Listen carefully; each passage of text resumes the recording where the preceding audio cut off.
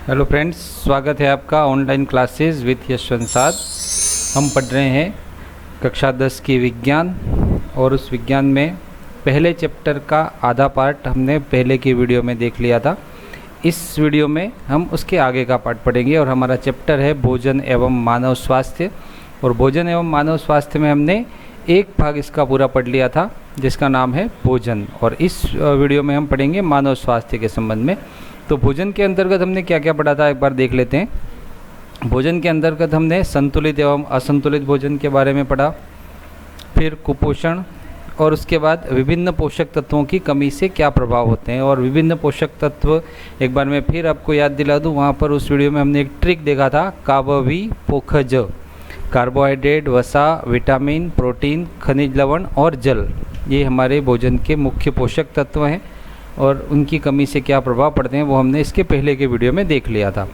अब भोजन से सीधा जुड़ा होता है मानव का स्वास्थ्य, और इसीलिए हमारे इस टॉपिक का नाम भी भोजन एवं मानव स्वास्थ्य है।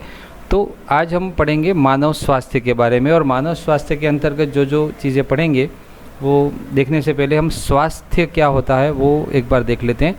जब कोई व्यक्ति स्व में स्थित होता है तो वह स्वस्थ है। स्वस्थ यानी जो स्व में स्थित है। स्व में स्थित का मतलब ये होता है कि उसको फिर ध्यान नहीं रहता कि भाई उसके शरीर में कोई प्रॉब्लम है। अगर उसके शरीर में कोई प्रॉब्लम नहीं है तो वो स्व में स्थित रह सकता है। अगर उसके शरीर में कोई प्रॉब्लम है तो वो स्व में स्थित नहीं रह सकता। तो स्वस्थ से शब्द बना है स्वास्थ्य। तो मानव स्वास्थ्य को अंतर्गत देखेंगे हम मोटापा, रक्तचाप, नशीले पदार्थ के अंतर्गत फिर आएगा गुटखा, तंबाकू, मदिरा, अफीम, अन्य नशीले पदार्थ और दवाओं का दुरुपयोग, और फिर अंत में पढ़ेंगे खाद्य पदार्थों में मिलावट के दुष्प्रभाव। तो चलिए शुरू करते हैं मानव स्वास्थ्य। मानव स्वास्थ्य में पहला है अपना मोटापा। जब अत्यधिक शारीरिक वसा शब्द आया, तो अगर आपने पहले का वीडियो देखा है तो ज़रूर आपको याद होगा, और नहीं देखा है तो ज़रूर देखें। और हाँ, आपने अगर इस चैनल को अभी तक सब्सक्राइब नहीं किया तो प्लीज़ सब्सक्राइब कर लें, क्योंकि आपको आगे बहुत अच्छे अच्छे वीडियो मिलने वाले हैं और आपके अध्ययन में और उत्तरोत्तर वृद्धि होगी। तो जब शरीर में वसा, अत्यधिक शारीरिक वसा शरीर पर इस सीमा तक एकत्रित हो जाती है कि स्वास्थ्य पर हानिकारक प्रभाव डालने लगे तो वह मोटापा है। यानी शरीर में जब वसा बहुत ज़्यादा बढ़ जाती है, हमने उस पहले के वीडियो में देखा था जो पिरामिड था उसमें कार्बोहाइड्रेट सबसे नीचे था और पिरामिड के टॉप में वसा थी। तो जो टॉप पे था वो हमें कम लेना है। जैसे जैसे पिरामिड ऊपर की तरफ बढ़ता है तो पिरामिड ऊपर की तरफ छोटा होता जाता है। तो जो हमें शरीर में कम की ज़रूरत है, कम मात्रा में लेने की ज़रूरत है, वो टॉप में था और वो था वसा। तो शरीर की जब वसा हम जब ज़्यादा ले लेते हैं तो वो शरीर में एकत्रित होती जाती है, तो फिर वो हानिकारक प्रभाव डालती है और इसी को मोटापा कहते हैं। तो वसा शरीर के लिए कम आवश्यक है, उसे कम लेना चाहिए, तो मोटापा नहीं बढ़ेगा। मोटापा संभावित आयु को घटा सकता है। अगर मोटापा हो जाता है तो व्यक्ति की संभावित जो आयु है उसको कम कर सकता है। मोटापे से बहुत से रोग जुड़े होते हैं, बहुत सी बीमारियां मोटापे से ही संबंधित होती हैं, जैसे हृदय रोग, दिल की जो बीमारी होती है हृदय रोग, वो मधुमेह, डायबिटीज जिसको कहते हैं, निद्राकालीन श्वास समस्या, कई लोग सोते समय श्वास की समस्या होती है और हम देखते हैं खर्राटे लेते हैं या कई और समस्याएं आ जाती हैं। कई प्रकार के कैंसर हो जाते हैं मोटापे से, और अस्थि संध्यार्थी हड्डियों संबंधी रोग हो जाते हैं। तो मोटापे से केवल मोटापा ही नहीं, उससे दूसरी बीमारियां भी जुड़ी होती हैं। अगर एक प्रॉब्लम होती है तो उसके साथ दूसरी प्रॉब्लम होती है। ये हमारा शरीर है ना, एक इसको हम समझ सकते हैं एक गाड़ी की तरह। जैसे गाड़ी में कोई एक पार्ट की प्रॉब्लम हुई तो उस पार्ट से जुड़े हुए दूसरे पार्ट, दूसरे से तीसरा, तीसरे से चौथा, इस तरह से ये प्रॉब्लम शुरू होती जाती है। तो ये जैसे हमने संतुलित भोजन में भी पढ़ा था कि शरीर में मान लो कार्बोहाइड्रेट अपन नहीं ले रहे हैं तो फिर वो प्रोटीन उसका काम करना लगेगा, तो प्रोटीन का जो काम है वो रुक जाएगा। तो कहीं ना कहीं ये समस्याएं आती है। तो अगर एक समस्या आती है तो उसके साथ दूसरी समस्याएं भी शरीर में आती हैं। तो मोटापे से दूसरी बीमारियां भी जुड़ी हैं, उससे दूसरी बीमारियां भी हो जाती हैं। तो इसका ध्यान रखना है हमको। मोटापे के कारण, मोटापा क्यों बढ़ता है? तो उसका पहला कारण है ऊर्जा के सेवन और ऊर्जा के उपयोग के बीच असंतुलन के कारण मोटापा होता है। इसको समझेंगे। ऊर्जा का सेवन यानी हम जो भी वसा ले रहे हैं, ऊर्जा का सेवन जितना भी कर रहे हैं और ऊर्जा का उपयोग कितना कर रहे हैं, उन दोनों के बीच असंतुलन हो गया तो मोटापा होता है। यानी तराजू के एक पलड़े में हम ये रख रहे हैं कि हम जो खा रहे हैं वो, और फिर तराजू के दूसरे पलड़े में हम ये रख रहे हैं कि हमने जो खाया है उसका कितना उपयोग किया। अगर दोनों बराबर है तो मोटापा नहीं होगा, परंतु अगर ऊर्जा का सेवन ज़्यादा किया और ऊर्जा का उपयोग कम किया तो मोटापा होना ही है। इसलिए ऊर्जा के सेवन और ऊर्जा के उपयोग के बीच में जो असंतुलन हो जाता है, जिसकी वजह से मोटापा बढ़ जाता है। अधिक चर्बी युक्त भोजन करना, जंक फूड और कृत्रिम जो भोजन करना है, कम व्यायाम और स्थिर जीवन यापन, शारीरिक क्रियाओं को सही ढंग से नहीं होने पर शरीर के ऊपर चर्बी जमा हो जाती है, और है अवटु अल्पक्रियता यानी हाइपोथायराइडिज्म। ये ऊपर की जितनी भी चीज़ें हैं अवटु अल्पक्रियता के अलावा ये भोजन से संबंधित है। तो भोजन हमको ठीक ढंग से और अच्छे तरीके से उसको संभाल करके हमारे शरीर को जो उपयोगी चीज़ें हैं, जो हमारे शरीर में काम आने वाली, और हम कितना इसका उपयोग कर पा रहे। अगर हमारा काम बैठ करके ज़्यादा शारीरिक श्रम का नहीं है तो उस हिसाब से हमको वसा को शरीर में लेना। अगर हम ज़्यादा शारीरिक श्रम कर रहे हैं तो फिर उस हिसाब से वसा को लेना। तो शरीर के अंदर फिर अत्यधिक चर्बी नहीं जमेगी जब संतुलन हो जाएगा तो। और दूसरा है अवटु अल्पक्रियता यानी हाइपोथायराइडिज्म। ये थायराइड ग्रंथि से संबंधित समस्या है। जब कभी भी अवटु अल्पक्रियता यानी थायराइड ग्रंथि की क्रियाशीलता कम हो जाती है तो ये मोटापा बढ़ता है। अवटु अल्पक्रियता, अवटु यानी वही थायराइड ग्रंथि। इसके लिए है एक शरीर भार सूचकांक, मोटापे को मापने के लिए, जिसको BMI कहते हैं, बॉडी मास इंडेक्स। ये अपने अगर आप स्मार्टफोन यूज़ करते हैं तो उसमें एक ऐप आती है BMI की, अगर आपने इंस्टॉल की है तो आपको पता होगा, और नहीं किया तो मैं बता दूं। BMI में ये होता है कि इसमें आपकी उम्र, फिर आपका लंबाई, और उस हिसाब से आपका वज़न कितना होना चाहिए। अगर आपकी उम्र के हिसाब से आपकी लंबाई और वज़न ये बराबर होते हैं तो BMI का जो अंदर बता देता है कि आपको मोटापा है या नहीं है। तो इसी को कहते हैं शरीर भार सूचकांक, बॉडी मास इंडेक्स, BMI। यह मानव भार और लंबाई का अनुपात होता है। उम्र के हिसाब से मनुष्य का कितना वज़न और कितनी लंबाई है, और फिर उसका मोटापा है या नहीं है, ये बता देता है BMI। जब 25 किलोग्राम प्रति वर्ग मीटर के बीच हो, ये BMI अगर 25 किलोग्राम प्रति वर्ग मीटर के बीच हो तो मोटापा पूर्व स्थिति है। यानी प्रति वर्ग मीटर 25 किलोग्राम, ये क्षेत्रफल यानी शरीर का जो क्षेत्रफल है वो इसमें लिया गया है।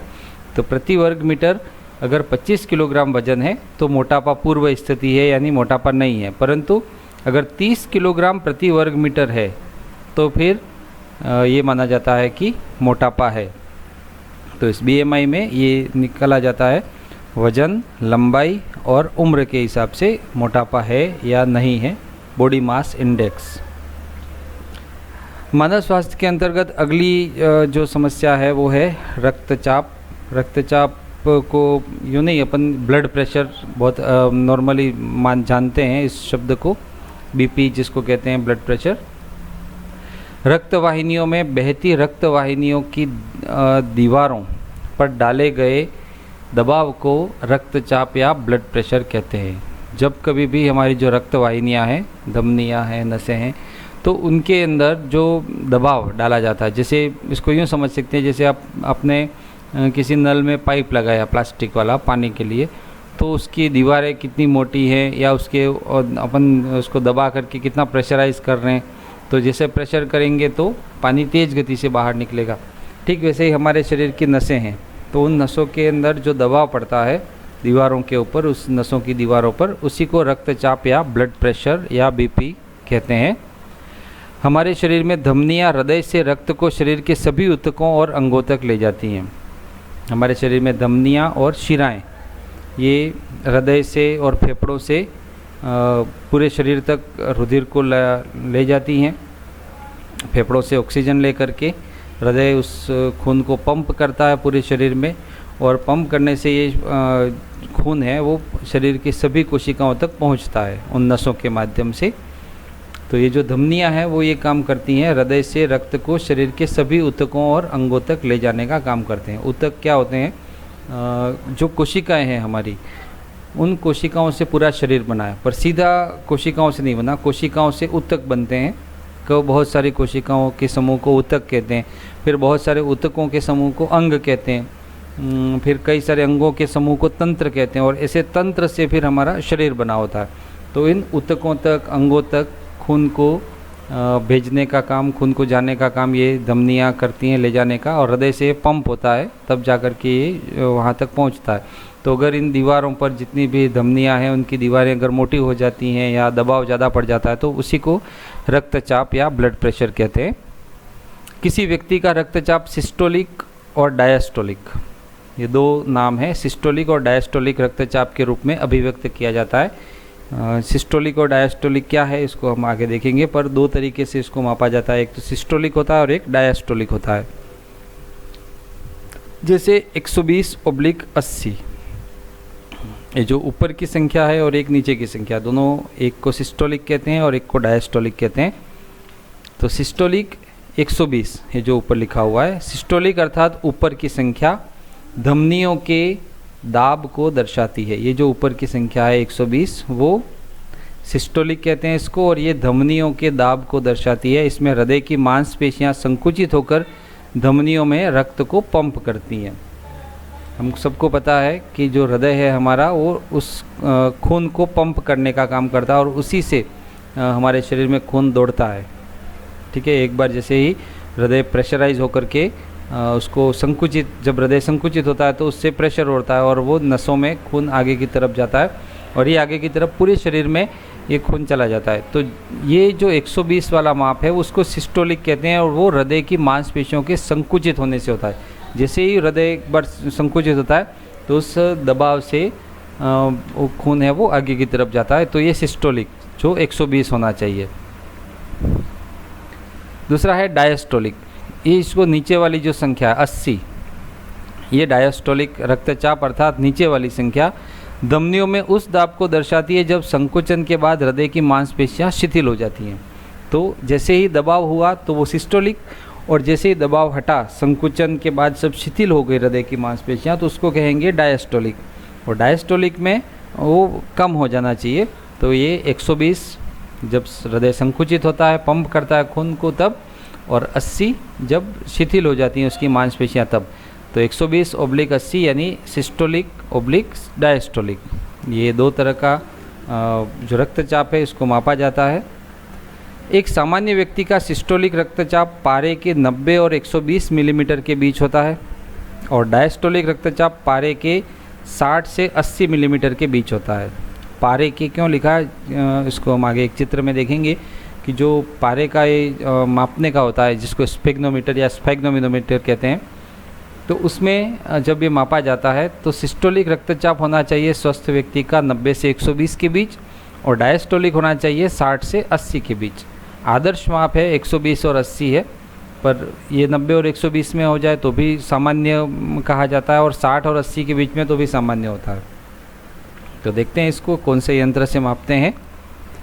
ये आपकी स्क्रीन के ऊपर जो दिखाई दे रहा है स्फेग्नोमेनोमीटर या स्फाइग्नोमेनोमीटर कहते हैं इसको, और इसमें एक स्क्रीन होती है, आपने अक्सर देखा होगा कहीं हॉस्पिटल में या कहीं डॉक्टर के पास जाते हैं तो ये जो ये मेरा कर्सर घूम रहा है उसके पास ये जो पट्टा होता है उसको हाथ में बांधा जाता है और फिर ये जो पंप है उससे उसको थोड़ा हवा जैसा दबाव करते हैं, तो जिससे जो पट्टा है वो धीरे धीरे फूलने लगता है और उस बॉडी के ऊपर दबाव पड़ता है। और उसके बाद जैसे ही ये दबाव पड़ता है तो ये पारा है, इसके अंदर जो पारा भरा होता है वो धीरे धीरे ऊपर की तरफ जाता है। फिर डॉक्टर उसको मापते हैं कि दबाव कितना है और उसी को डायस्टोलिक और सिस्टोलिक कहते हैं। ये रक्तचाप मापने का यंत्र स्फेग्नोमेनोमीटर। रक्तचाप को मापने वाले यंत्र को रक्तचाप मापी हिंदी में और अंग्रेजी में इसको स्फेग्नोमेनोमीटर या स्फिग्नोमेनोमीटर भी कहते हैं।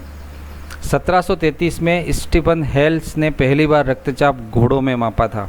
घोड़ों में सबसे पहले स्टीफन हेल्स ने 1733 में रक्तचाप मापा था और 1983 में क्रापलन ने रक्तचाप को परिभाषित किया था कि रक्तचाप क्या होता है, ये क्रापलन ने इसको परिभाषित किया था। तो ये था रक्तचाप से जुड़ी कुछ बातें। अब आगे बढ़ते हैं हम निम्न रक्तचाप और उच्च रक्तचाप के बारे में देखते हैं, यानी लो ब्लड प्रेशर और हाई ब्लड प्रेशर। पहले निम्न रक्तचाप, वह दाब जिसमें धमनियों और नसों में रक्त का प्रवाह कम होने के लक्षण दिखाई देते हैं उसको निम्न रक्तचाप या लो ब्लड प्रेशर भी कहते हैं। जब धमनियों और नसों में जो खून का प्रवाह है वो कम होने के लक्षण दिखाई देते हैं, दबाव कम होगा तो जो प्रेशर है, जो नसों में रक्त का प्रवाह है वो भी कम हो जाएगा, तो उसी को निम्न रक्तचाप कहते हैं। जब रक्त का प्रवाह काफ़ी कम होता है तो मस्तिष्क, हृदय और गुर्दे तक ऑक्सीजन और पौष्टिक आहार नहीं पहुंच पाता। खून का काम होता है दोस्तों ऑक्सीजन को, पौष्टिक पदार्थों को, जो शरीर के अंदर जो चीज़ें हम लेते हैं उनको उन कोशिकाओं तक, उन अंगों तक पहुंचाना। जैसे ऑक्सीजन को परिवहन करने का काम, पौष्टिक तत्वों के परिवहन का काम खून करता है। और खून किस तरह से वहाँ तक पहुँचता है? हृदय जब संकुचित होता है हमारा, तो उस हृदय के संकुचित होने से ही उन नसों में ये जो खून है वो तेज़ी से दौड़ करके उन कोशिकाओं और उन अंगों तक ये सब चीज़ें पहुंचा देता है। और जब लौटता है खून वापस, तो वहाँ पर जो अपशिष्ट चीज़ें बनी, कार्बन डाइऑक्साइड या दूसरी चीज़ें जो शरीर में या उन कोशिकाओं में या उन अंगों में रहने लायक नहीं है, फिर वो वहाँ से उन अंगों तक पहुँचाने का काम करता है। जैसे फेफड़ों में वापस कार्बन डाइऑक्साइड आ गई तो हम उसको बाहर निकाल देते हैं, या शरीर के जो उत्सर्जन अंग है वहाँ तक उन जो खराब चीज़ें वहाँ वापस पहुँच गई तो वहाँ से, जैसे वृक्क में खून छनता है तो वहाँ से यूरिन के रूप में निकलता है। ये सब चीज़ें खून का काम होता है और ये खून काम करता है अच्छी तरह से। परंतु जैसे निम्न रक्तचाप होगा, ब्लड प्रेशर कम हो जाएगा, तो क्या होगा, फिर ये जो भी चीज़ें वहाँ तक पहुँचनी चाहिए वो नहीं पहुँच पाएंगी, और जब नहीं पहुँचेंगी तो जिससे यह अंग सामान्य रूप से काम नहीं कर पाते और स्थायी रूप से क्षतिग्रस्त हो जाते हैं। अगर उन अंगों तक ऑक्सीजन और पौष्टिक चीज़ें नहीं पहुंची तो वो अंग धीरे धीरे काम कम कर देंगे, कम करते करते फिर स्थायी रूप से क्षतिग्रस्त हो जाएंगे। शरीर के उन अंगों तक ये चीज़ें नहीं पहुंचेंगी तो स्थायी रूप से क्षतिग्रस्त हो जाते हैं, मस्तिष्क, हृदय, गुर्दा, जितने भी अंग हैं हमारे। तो निम्न रक्तचाप से ये नुकसान होता है। आगे बढ़ते हैं उच्च रक्तचाप, वह दाब जिसमें धमनियों और नसों में रक्त का प्रवाह अधिक होने के लक्षण दिखाई देते हैं तो उसको उच्च रक्तचाप कहते हैं। जस्ट इसका उल्टा, निम्न रक्तचाप का जब धमनियों और नसों में रक्त का प्रवाह कम होने के लक्षण दिखाई दें तो उसको अधिक होने के लक्षण दिखाई दें तो उसको उच्च रक्तचाप कहते हैं। जब धमनियों में रक्त का प्रवाह बहुत अधिक दिखाई दे। और ये कब होता है? जब चिंता में हो व्यक्ति, क्रोध में हो, ईर्ष्या, भ्रम, आवश्यकता से अधिक भोजन खाने, मैदे वाले पदार्थ खाने, चीनी, मसाले, तेल, घी, अचार, मिठाइयाँ, मांस, चाय, सिगरेट, शराब के सेवन और श्रमहीन जीवन और व्यायाम के अभाव से ये हो सकता है उच्च रक्तचाप।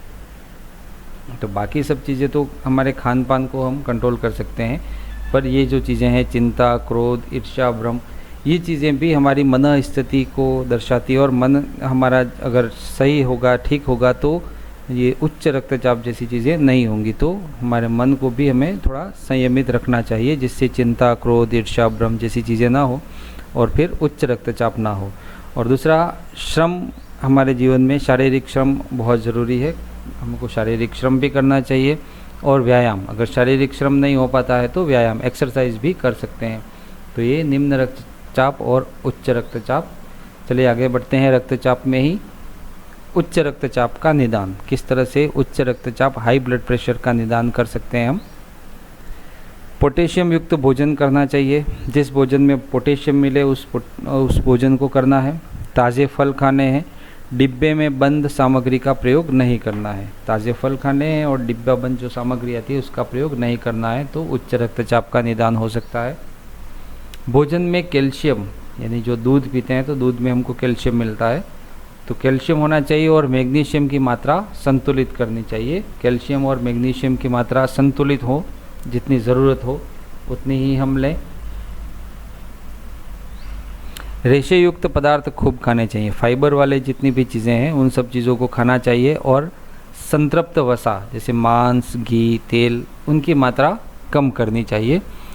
तो कम करनी है अगर डॉक्टर कहता है कि नहीं आपको खानी ही नहीं तो वो एक अलग मैटर है। अगर बहुत ज़्यादा बॉडी में वसा हो गई है और डॉक्टर कहते हैं कि नहीं आपको नहीं खानी तो वो एक अलग बात है। परंतु अगर आप स्वस्थ हैं तो और आगे भी स्वस्थ रहना चाहते हैं तो वसा की जितनी मात्रा हमको चाहिए उतनी ही लेनी है। संतुलित भोजन में हमने पहले पढ़ चुके हैं हम।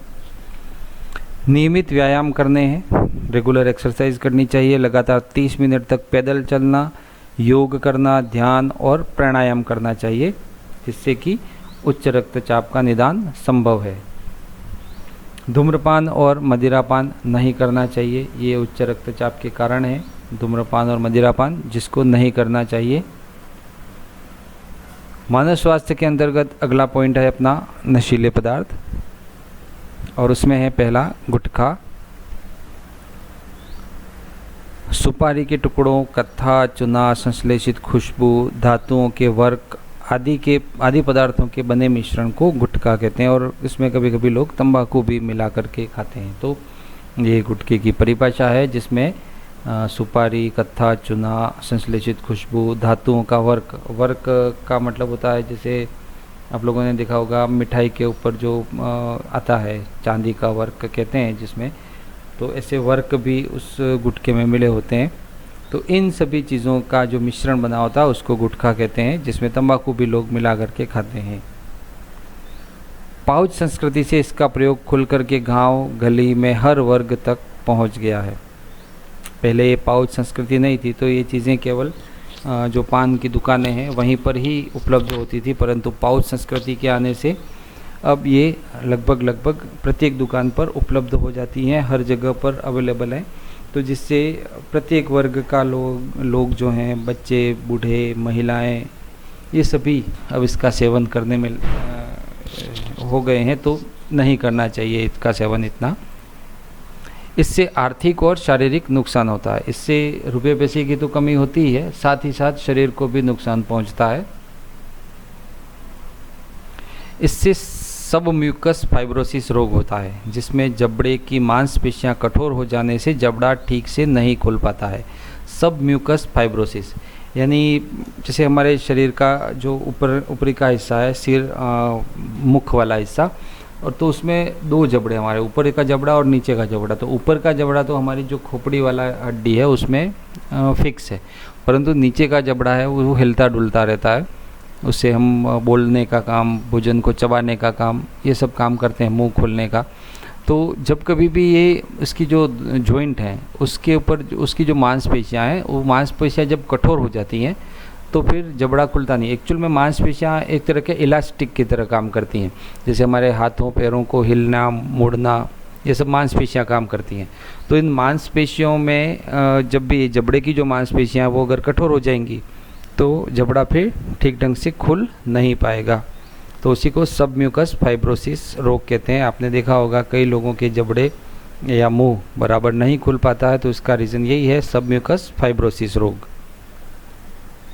संश्लेषित पदार्थों में से कई कैंसरजन होने की भी संभावना होती है, और ये जो उसमें मिले होते हैं पदार्थ उससे कैंसर होने की भी संभावना अधिक हो जाती है। नशीले पदार्थ में अगला है टोबैको, तंबाकू। तंबाकू का जो पौधा है उस पौधे का नाम है निकोटियाना टोबैकम। अब इससे आपको दो चीज़ें याद हो जाएंगी, एक तो उसमें कौन सी चीज़ पाई जाती है, तो आप कह सकते हैं निकोटिन, और टोबैकम अंग्रेजी शब्द, टोबैको तंबाकू को अंग्रेजी में कहते हैं, तो इसका नाम इजीली याद हो जाएगा, निकोटियाना टोबैकम इस पौधे का नाम है। और उसका कुल है उस पौधे का, वो है सोलेनेसी। तो उसकी पत्तियों से तंबाकू प्राप्त किया जाता है। इसकी पत्तियों में 1 से 8% निकोटिन नामक एल्केलॉइड पाया जाता है। ये जो निकोटियाना टोबैकम है उसकी पत्तियों में 1 से 8% तक निकोटिन नामक एल्केलॉइड होता है। अधिकांश लोग इसे पान या गुटखे के साथ लेते हैं, जैसे अभी इसके पहले हमने देखा था, या सूंघने में आपको पता हो तो अभी तो नए लोग तो बहुत कम, परंतु जितने पुराने लोग हैं वो उसको नस्वार के रूप में, इसको नस्वार कहते हैं, जो हाथ में थोड़ा लेकर के नाक के द्वारा सूंघने का काम करते हैं। कई लोग मंजन की तरह दांत और मसूड़ों पर मलने में भी इसका उपयोग करते हैं। मंजन की तरह जैसे दांत को साफ़ करने के लिए एक बार जैसे इसको शुरू कर देते तो फिर इसकी आदत सी बन जाती है, तो मंजन की तरह भी इसका इस्तेमाल करते हैं। इसे बीड़ी, सिगरेट, चिलम, हुक्का आदि में भी डालते हैं तंबाकू को, उसी से बने होते हैं ये बीड़ी, सिगरेट, चिलम, हुक्का, उनमें तंबाकू का प्रयोग होता है। तंबाकू के उपयोग से होने वाली हानियाँ, इससे क्या क्या नुकसान होते हैं। इससे मुंह, जीभ, गले, फेफड़ों आदि के कैंसर होने की संभावना बढ़ जाती है। ये अक्सर आप लोग टीवी पर फिल्म देखते होंगे तो उसमें इसकी ऐड आती ही है। सरकार काफ़ी कुछ कोशिश में लगी हुई है कि इसके उपयोग में कमी ला सकें। निकोटीन धमनियों की दीवारों को मोटा कर देती है, जिससे रक्तदाब और हृदय स्पंदन की दर बढ़ जाती है। निकोटीन हमारे शरीर में जो धमनियां हैं उसकी दीवारों को मोटा कर देती है, तो दीवारें जब धमनियों की मोटी हो जाएंगी, वो एक तरह की नलियां हैं वो, और उनको जब मोटा कर देंगी तो जो रक्त है वो उसके बहने में रुकावट आती है, तो रक्तदाब और हृदय स्पंदन की दर है वो बढ़ जाती है। इससे गर्भवती महिलाओं द्वारा तंबाकू का सेवन करने पर भ्रूण विकास की गति मंद पड़ जाती है। जितनी भी महिलाएं गर्भवती होती हैं उनके शरीर में शिशु पल रहा होता है, तो अगर वो तंबाकू का सेवन करते हैं तो उनके जो अंदर भ्रूण पल रहा है, जो शिशु पल रहा है, उसके विकास की गति मंद पड़ जाती है, उसके विकास की गति कम हो जाती है। सिगरेट के धुएं का कार्बन मोनोऑक्साइड CO, एक तो होता है CO2 जिसको कहते हैं कार्बन डाइऑक्साइड, और एक होता है CO जिसको कहते हैं कार्बन मोनोऑक्साइड।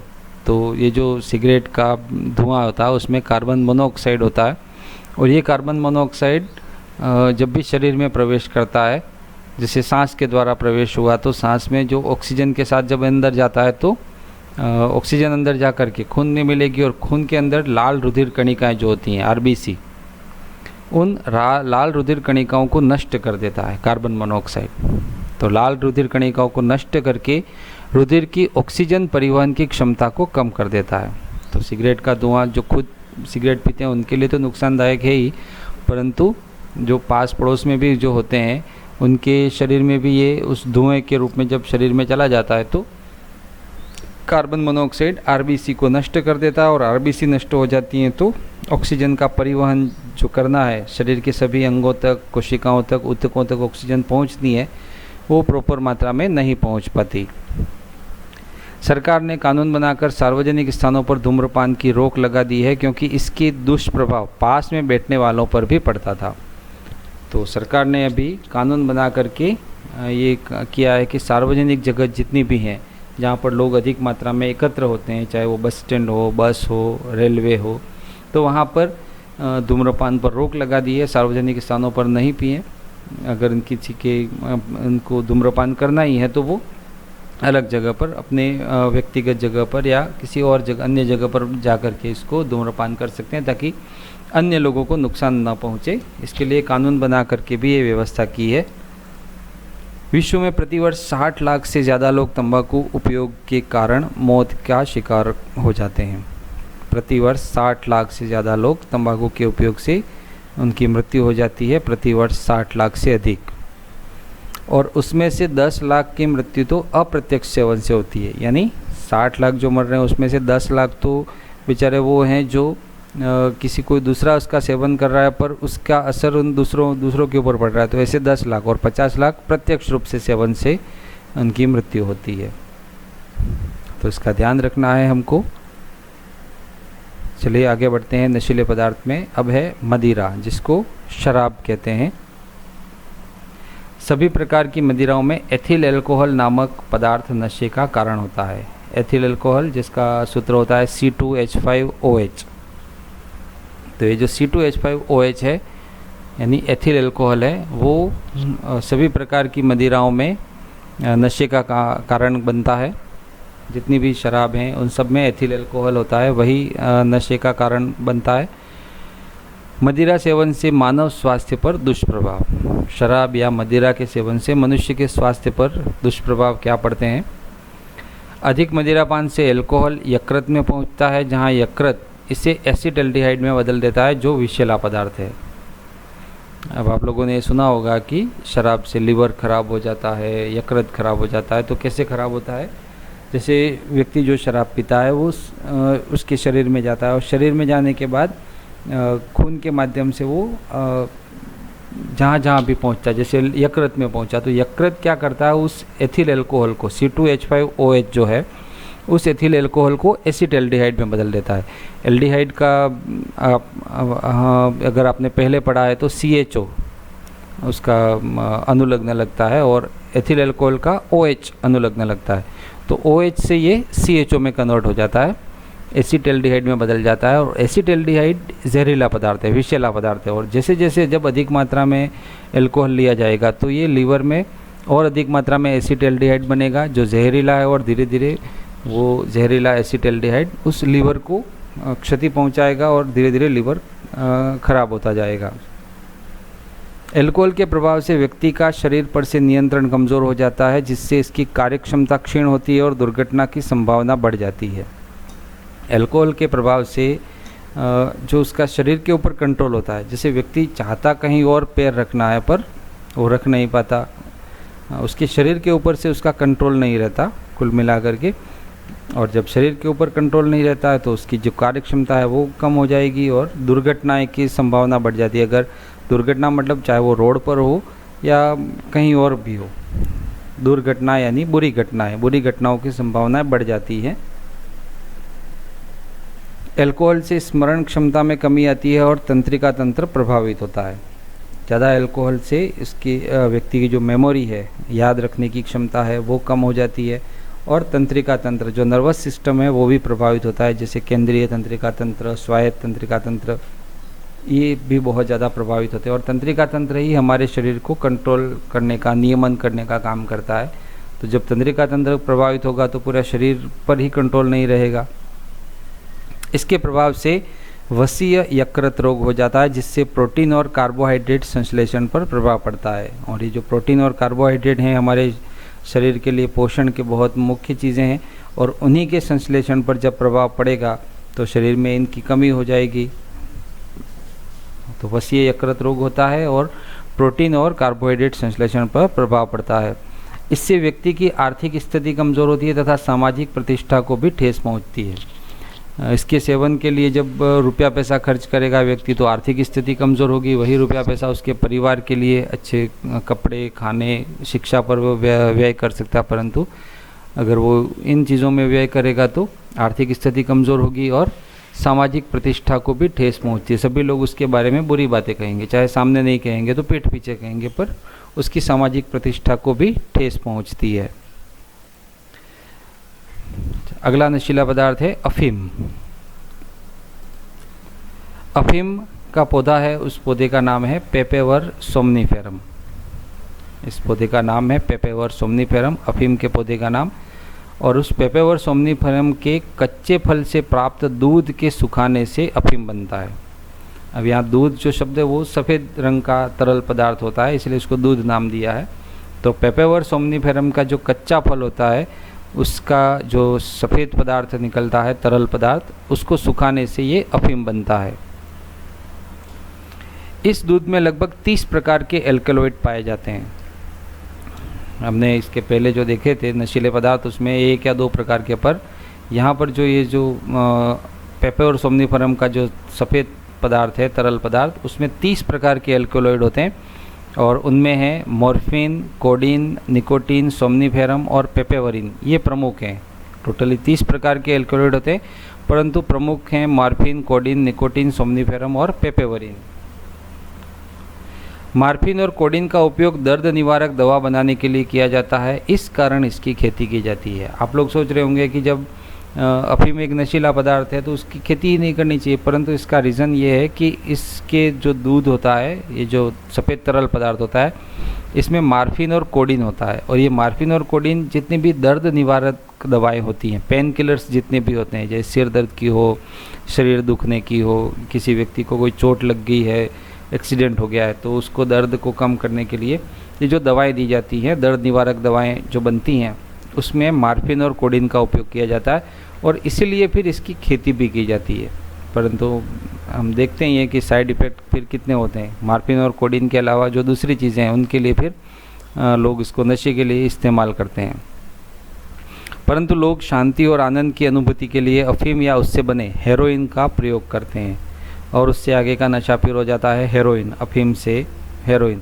तो लोग फिर उसका आनंद लेने के लिए, नशा करने के लिए इसका उपयोग करते हैं। अन्यथा इसका उपयोग सिर्फ मार्फिन और कोडीन के लिए था, जो दर्द निवारक दवाओं के बनाने में काम होता है।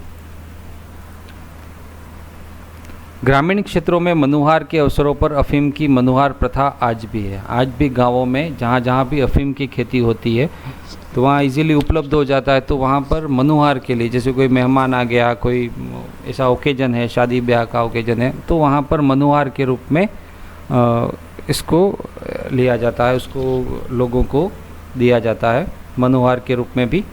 तो ये जो अफीम है उस नशे को केवल यूँ अगर हम देखा जाए तो केवल इसके लिए नहीं कि भाई हाँ दवाई के लिए इस्तेमाल करें, ऐसा नहीं करते। उसके लिए फिर ये नशे के रूप में इस्तेमाल करते हैं, जो कि बहुत ही गलत होता है और इससे शारीरिक नुकसान होता है और इसकी फिर लत पड़ जाती है, आदत पड़ जाती है।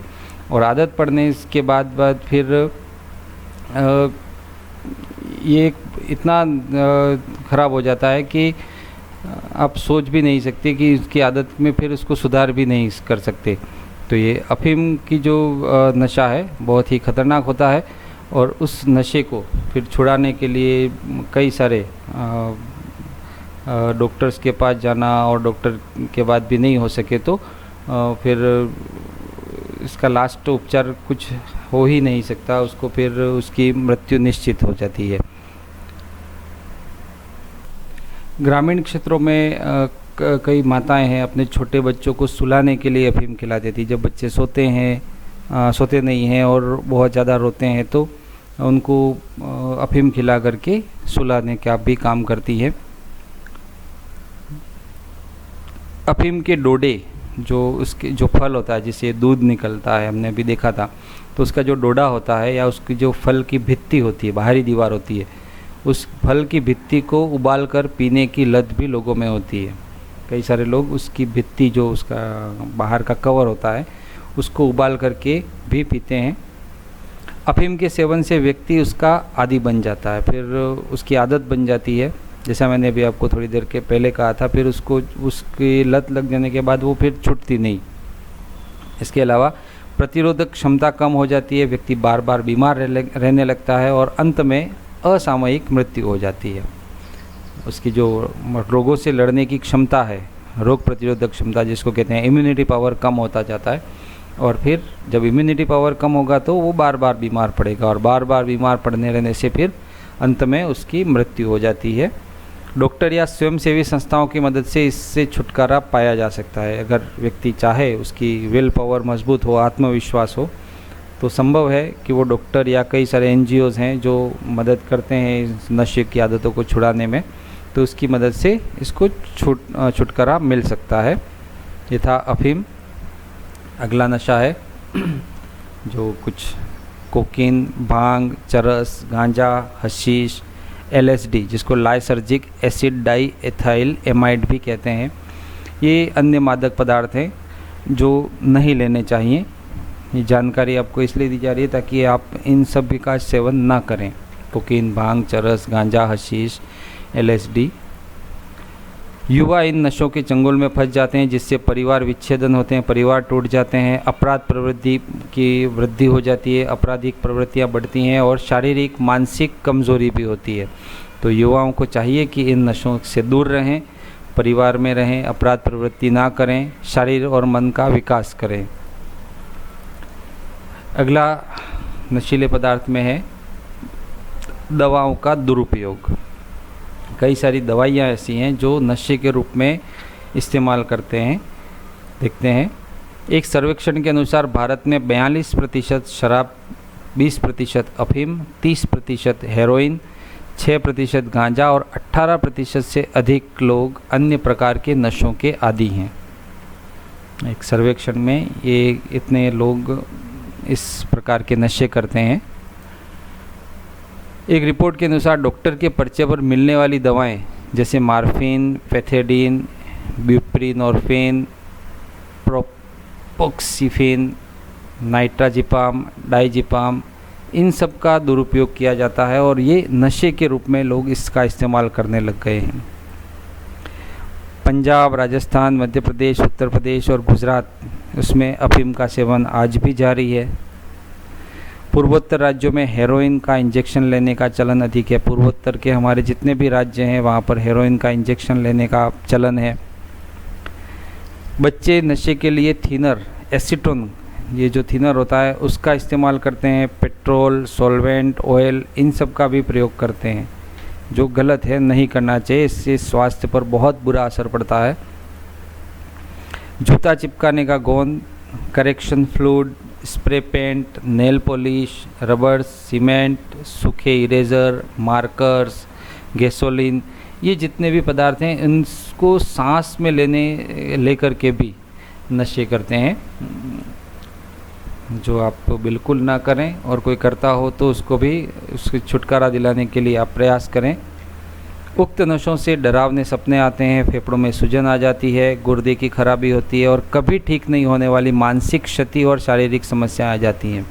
अगर ऐसे नशे करते हैं तो कई सारी ऐसी बीमारियां हो जाती हैं जो कभी ठीक नहीं होती, कई मानसिक समस्याएं, शारीरिक समस्याएं भी आ जाती हैं। तो आप सबसे गुजारिश है कि आप इन नशे वाले पदार्थों का उपयोग ना करें। मानव स्वास्थ्य, हमारे स्वास्थ्य पर ध्यान रखें। अगला है खाद्य पदार्थों में मिलावट के दुष्प्रभाव। मानव स्वास्थ्य हम पढ़ रहे हैं और मानव स्वास्थ्य में अगर हम जो खाना खा रहे हैं, जो भी हम मार्केट से ला रहे हैं, अगर उनमें कोई मिलावट है तो उससे क्या दुष्प्रभाव पड़ते हैं वो देखते हैं। एक अनुमान के अनुसार बाज़ार में लगभग 30 से 40% सामान में मिलावट होती है।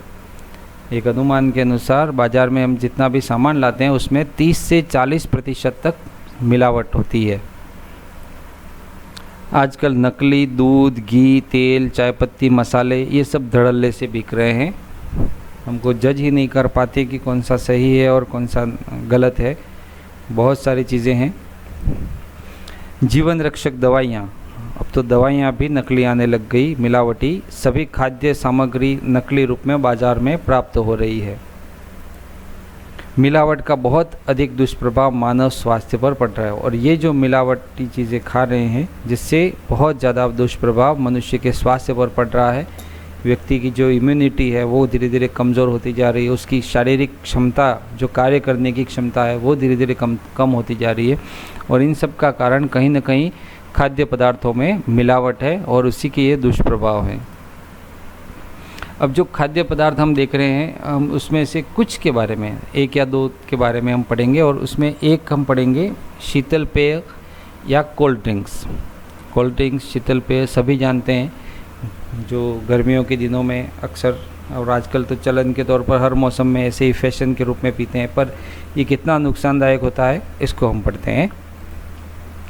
हमारे देश में कोई मानक निर्धारित न होने से इनमें मिलाए जाने वाले तत्वों की मात्रा कितनी होनी चाहिए इसकी जानकारी सरकार तक को नहीं है। ठीक है ना, सरकार को भी नहीं पता है कि उसमें क्या क्या मिलाया जा रहा है और कितना मिलाया जा रहा है, क्योंकि इसके लिए हमारे देश में कोई मानक निर्धारित नहीं है कि आप इतना मिलाएंगे या इसमें इतनी चीज़ें होनी चाहिए, इतनी नहीं होनी चाहिए। ऐसे कोई मानक नहीं है, जिसकी वजह से ये सभी बहुत ज़्यादा खतरनाक लेवल तक होते हैं और हम इनको बहुत अच्छे चाव से भी पीते हैं। इनमें पाए जाने वाले लिंडेन, डीडीटी, मेलेथियन और क्लोरपाइरिफॉस कैंसर, स्नायु, प्रजनन संबंधी बीमारी और प्रतिरक्षा तंत्र की खराबी के लिए जिम्मेदार हैं। ये जो शीतल पेय होते हैं, कोल्ड ड्रिंक्स होते हैं, उनमें लिंडेन, डीडीटी, मेलेथियन और क्लोरपाइरिफॉस और ये जितने भी चीज़ें होती हैं वो कैंसर इससे होता है, स्नायु संबंधी समस्याएं होती हैं, प्रजनन संबंधी बीमारियां हो जाती हैं और जो प्रतिरक्षा तंत्र है हमारा, रोगों से लड़ने का जो तंत्र है वो भी खराब हो जाता है। इसमें फास्फोरिक अम्ल डाला जाता है जो दांतों पर प्रभाव डालता है, जिसमें लोहे को गलाने की भी क्षमता होती है। ये जो शीतल पेय होते हैं उसमें फास्फोरिक एसिड होता है और ये फास्फोरिक एसिड दांतों पर प्रभाव डालता है और उसमें इस फास्फोरिक एसिड में क्षमता होती है लोहे को गलाने की। तो आप कल्पना कर सकते हैं कि जो चीज़ लोहे को गला सकती है वो शरीर में पहुंच करके क्या नुकसान करेगी। शीतल पेय या कोल्ड ड्रिंक्स में ही अगला, इसमें एथिलीन ग्लाइकोल, जिसको मीठा जहर भी कहते हैं, एथिलीन ग्लाइकोल को मीठा जहर भी कहते हैं, एथिलीन ग्लाइकोल डाला जाता है जो पानी को 0 डिग्री तक जमने नहीं देता है। ये उसमें और डाला जाता है एथिलीन ग्लाइकोल, जिसको मीठा जहर कहते हैं। ये कोल्ड ड्रिंक्स में होता है। इसमें बोरिक, एरिथोर्बिक और बेंजोइक अम्ल मिलाए जाते हैं जो कोल्ड ड्रिंक्स को अति अम्लता प्रदान करते हैं। बहुत ज़्यादा एसिडिटी जो होती है उसमें का कारण है बोरिक, एरिथोर्बिक और बेंजोइक अम्ल मिलाए जाते हैं। तो ये उसको अति अम्लता प्रदान करते हैं, जिससे पेट में जलन होती है, खट्टी डकार आना, दिमाग में सनसनी, चिड़चिड़ापन, एसिडिटी, हड्डियों का विकास में अवरोध, ये सब चीज़ें होती हैं। कोल्ड ड्रिंक्स में 0.4 ppm सीसा डाला जाता है। सीसा बहुत ज़्यादा खतरनाक होता है, जो स्नायु तंत्र के लिए, मस्तिष्क, गुर्दा, लीवर और मांसपेशियों के लिए बहुत ज़्यादा घातक होता है। अब ये सब चीज़ें इसमें होती हैं उन कोल्ड ड्रिंक्स या जो शीतल पेय हम पीते हैं, और फिर भी हमको बहुत अच्छा स्वादिष्ट लगता है। तो आप आगे से ध्यान रखें, इन सब चीज़ों को ना लेकर के हमारा जो नींबू पानी है, लस्सी है, इन सब चीज़ों को ज़रूर लें। इसमें मिली कैफ़ीन की मात्रा अनिद्रा और सिर दर्द की समस्या उत्पन्न करती है। इसमें एक और कैफ़ीन होता है जो कि अनिद्रा, नींद नहीं आना और सिर दर्द की समस्या भी पैदा कर सकता है। तो आप सबको ये ध्यान रखना है कि आगे से इन शीतल पेय को न पिएं। अगला मिलावट के बारे में पढ़ रहे हैं हम। दूध भी बहुत ज़्यादा मिलावटी रूप में मार्केट में उपलब्ध है।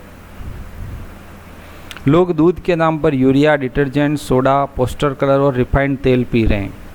ठीक है, तो आप ध्यान रखें कि दूध में आप क्या पी रहे हैं। Urea, detergent, soda, poster colour और रिफाइंड तेल। उत्तर प्रदेश स्वास्थ्य विभाग की जांच में पाया गया कि राज्य के 25% लोग घटिया, मिलावटी और हानिकारक दूध पी रहे हैं। हम दूध पीते हैं शरीर में और ज़्यादा विकास हो, हमारा स्वस्थ रहें इसके लिए, परंतु अगर हम मिलावटी दूध पी रहे हैं तो हम स्वस्थ नहीं रह करके बीमार पड़ेंगे और शरीर को नुकसान पहुंचेगा। अन्य खाद्य पदार्थों में मिलावट। सरसों के तेल में सत्यानाशी के बीज यानी आर्जिमोन और सस्ता पाम ऑयल मिलाया जा रहा है। देसी घी में वनस्पति घी की मिलावट आम बात है, सभी जानते हैं ये। मिर्ची पाउडर में ईंट का चूरा मिलाते हैं। सौंफ पर कृत्रिम हरा रंग लगाते हैं। हल्दी में लेड क्रोमेट और पीली मिट्टी मिलाते हैं। धनिया और मिर्च में गंधक डाली जाती है और काली मिर्च में पपीते के बीज मिलाए जा रहे हैं।